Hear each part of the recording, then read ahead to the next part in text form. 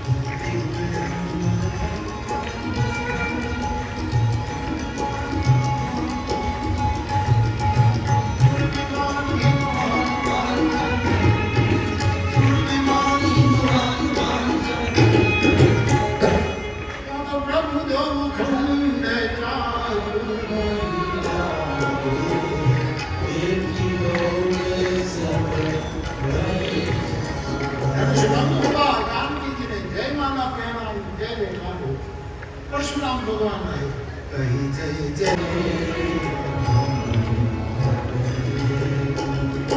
जय रघुवंश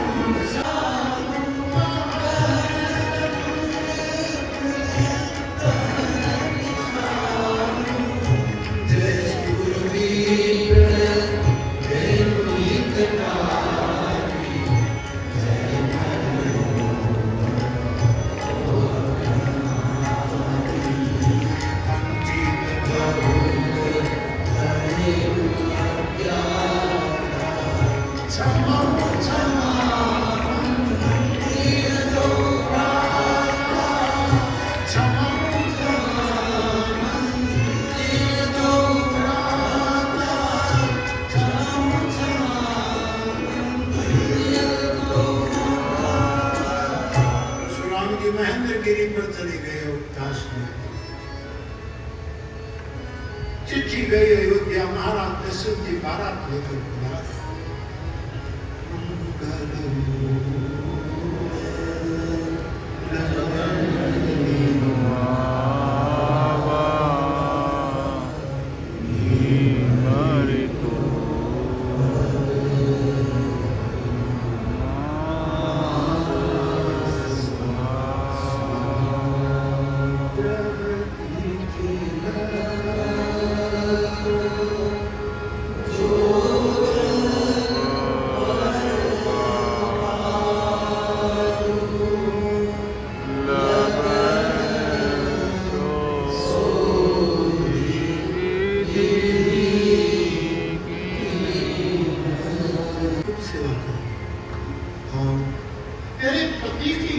देखकर जीवन जीने का संकल्प। धरती पर गंगा यमुना की धारा बहे तब तक तेरा सुहाग अखंड रहे। माता पिता ने कन्याओं को बुलाया। डोली जब तक दिखाई दी जनकादि सब खड़े राजा धीराज चक्रवर्ती दशरथ जी कहते हैं विश्वामित्र जी ये मेरा परिवार, ये मेरी संपदा, ये सब आपका है।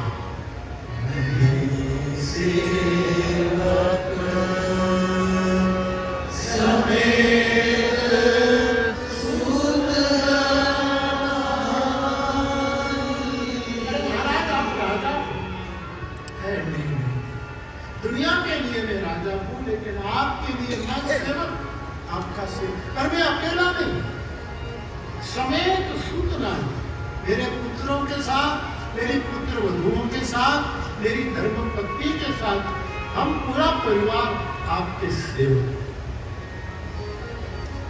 आपसे हम दे तो क्या सकते आपको, लेकिन आपसे सम्राट विश्वामित्र साधु से मांग रहा है। साधु से क्या मांगोगे? ये शीख यहाँ करे सदा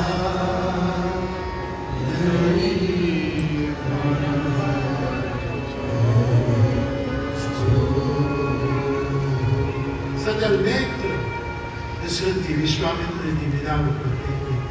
हम बच्चों को प्रेम करते हैं।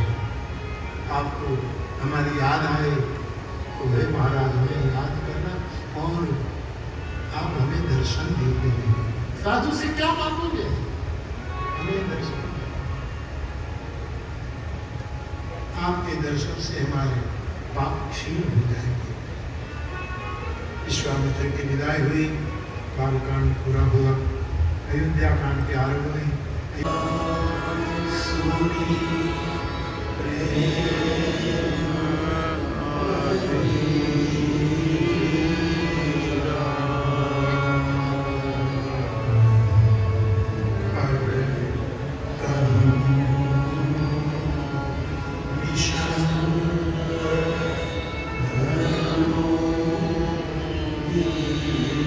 मेरा भरत आया, सुनते ही प्रेमाधीन राम दौड़ पड़े और भगवान को पता ही नहीं रहा कि मेरे शरीर से क्या क्या गिर रहा। रथ गिर गया, धनुष गिर गया, बाण गिर गया, निशान गिर गया, 4 वस्तु गिर गए। भक्त जितना छोड़कर आता है ईश्वर को स्वीकार करने में इतना वस्तु छोड़ दे। भरत 4 वस्तु छोड़कर आए। अर्थ धर्म काम रुचि 4 वस्तु छोड़कर भरत आए तो राम ने धनुष बाण निशान और वस्त्र छोड़ दिया। ये चारों चीज कंधे की। आदमी को संसार का या किसी का बोझ कभी कहते भाई हमारे कंधे पर इतना बोझ है। ये चारों चीज पट कहाँ होता है? वस्त्र कंधे पर होता है, धनुष कंधे पर होता है, निशान पीछे लटकाया हुआ कंधे पर उसको बांधा जाता है। परशुराम आदि कटी पर बांधते थे। परशुराम जी को विविध प्रकार के होता है, लेकिन ज्यादातर निशंक भी कंधे पर होता है। निशंक में तीर है, वो भी कंधे पर कहीं से उछाला होता है। तो पट, धनुष, तीर, निशान कंधे पर। तो हमारा बोध कंधे पर, तो हमारा बोध तो ठाकुर उतारता है। लेकिन भरत जैसा सन ठाकुर के कंधे के बोझ को भी गिरा दो कि तू मेरे पास आया ठाकुर, तुझे भी बोझ से मुक्त कर। साधु की ये महिमा है। परमात्मा को बोझ मुक्त कर दे, परमात्मा को चिंता मुक्त कर दे, परमात्मा को कहे कि तुम्हें कोई श्रम करने की जरूरत नहीं। कहो पट कहो निशान। ईश्वर को जो भार मुक्त करे उसी का नाम साधु है। कि हमारे लिए कुछ मत करना, तू जगत का कल्याण कर, हमारे लिए कुछ दुनिया तेरा, ये परमात्मा तेरा बोझ बहुत उठा। चार वस्तु उसके तो कितने आसान लगा सकते हैं। एक प्रवाह चलता है। राम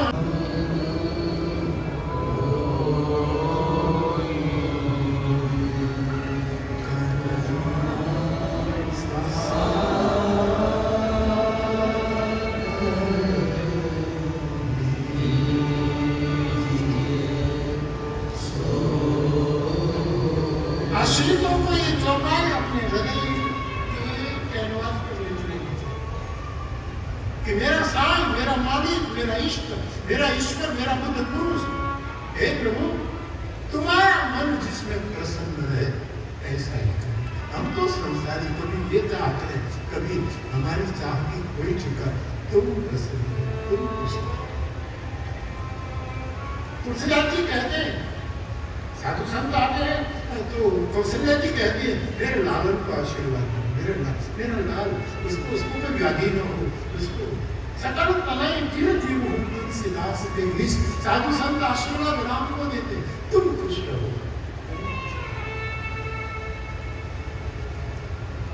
आपका मन प्रसन्न मुझे बहुत क्या ये शरणागति की पंक्ति है, ये दृढ़ाश्रय की पंक्ति है, ये आखिरी प्रपत्ति की पंक्ति है, जिसमें परम प्रेम का उद्भव हुआ हो वही इस पंक्ति को जीवन में जी सकता है। हमारा आग्रह हमारे प्रेम की बाधाएं हैं। करना इसका करते हैं। जो गुरु नानक देव कहते हैं, जो तुम भावे साईं भली को, हे तुम्हें जो अच्छा लगे सो तुम। हमारे जीव की मूर्खता का कोई ठिकाना है, हम तो क्या मांग रहे क्या करते यही निर्णय हुआ। भरत लौट गए, सब रो रहे आज ठाकुर को छोड़कर जाना। भरत जी रो जार माता ही राघव की आंख में हंसी लग जान आज विदा के बिना। भरत के होठ थरथरा रहे, कुछ बोलना चाहते हैं लेकिन बोल नहीं पाए। ठाकुर जी निकट गए, भरत शाम को कुछ कहना क्या, हम जा तो रहे लेकिन हम जिएंगे कि नहीं वो कोई खातिर नहीं। भरत ऐसा मंगल न हो तो महाराज हमें कोई आधार दो।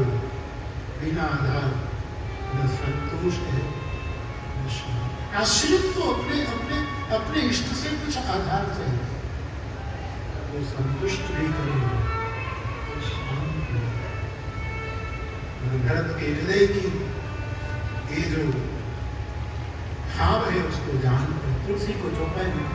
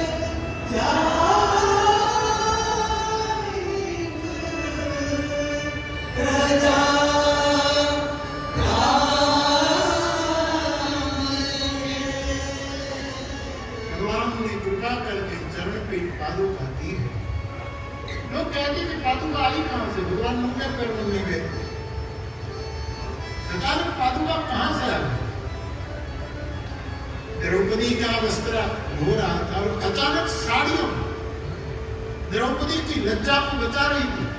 वो किस रीत की साड़ियां, इसलिए संतों ने देखा द्रौपदी के पास उसी समय वस्त्र अवतार हुआ, वस्त्र का अवतार हुआ।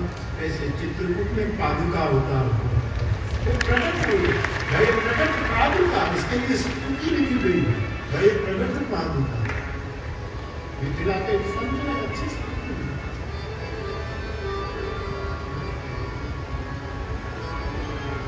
भय प्रकट पादुका परम पुनी पूरा अष्टक है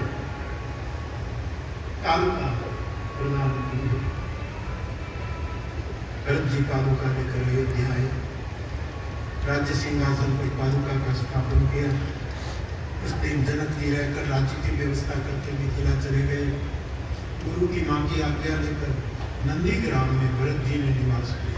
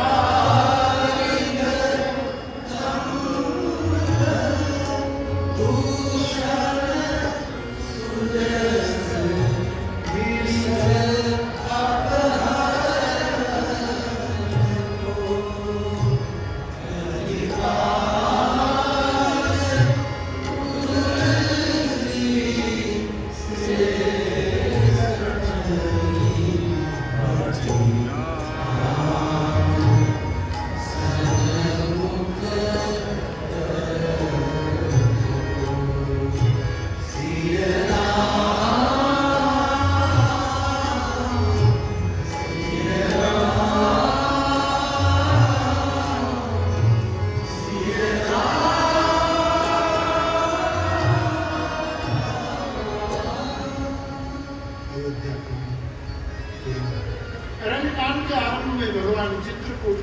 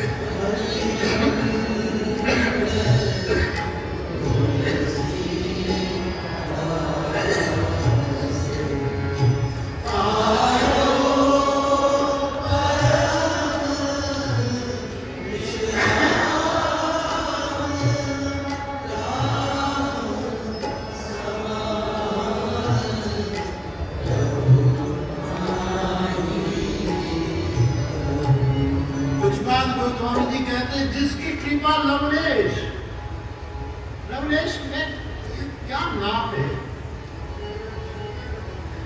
लव निवेश परमाणु जो ये जो काल गणना है इसमें लवलेश यानी न के बराबर जिसकी कृपा हुई तो मुझे पूर्णेश की उपलब्ध परम निष्काम जो पूर्णेश है और ये लवलेश है। लवलेश से पूर्णेश की यात्रा ये है राम कथा, शून्य से पूर्ण तक ले जानी।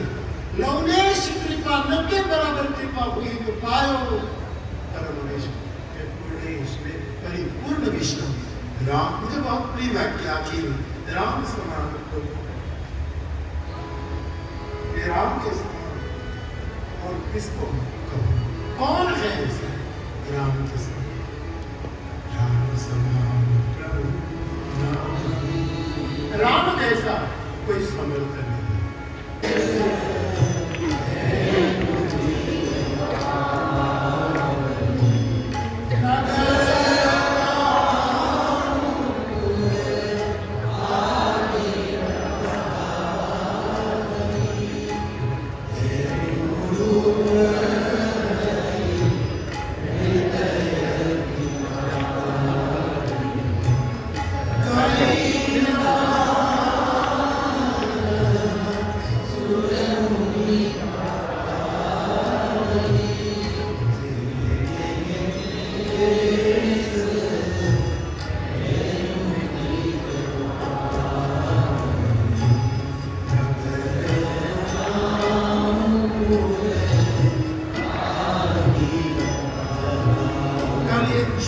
अच्छा प्रश्न था कि बापू ये कहते जाना मुझे स्मरण में आ गया इसलिए कि कि यहाँ गाय का रूप लेकर हृदय में सोच करके पृथ्वी कहाँ गई कहाँ, जब सुन मुनि गए, जहाँ देव और मुनि साधु संत वहां गए, मनुष्य के पास क्यों नहीं गए? देव